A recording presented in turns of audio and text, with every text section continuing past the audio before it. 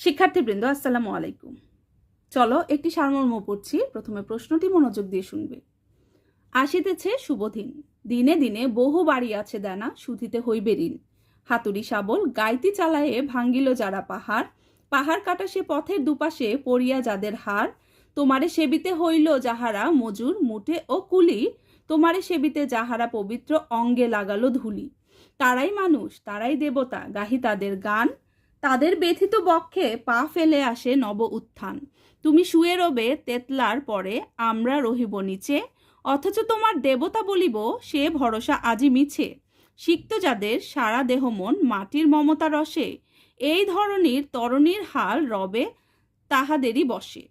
তারি পদরজ অঞ্জলি করি মাথায় লইব তুলি, সকলের সাথে পথে চলি যার পায়ে লাগিয়াছে ধুলি। এবার আমরা সারমর্মটি পড়ব। সারমর্ম: নিজেদের অস্তিত্ব টিকিয়ে রাখার জন্য এবং জীবনে কল্যাণ, সুখ, শান্তি, সমৃদ্ধি নিশ্চিত করতে মজুর, কুলি, মুটে প্রতিনিয়ত অক্লান্ত, অতুলনীয়, অবস্মরণীয়। তারা নবরূপী দেবতা, তবুও সমাজে তারা ঘৃণিত, অবহেলিত। তাদের ঋণের কথা স্বার্থপর মানুষ ভুলে যায়।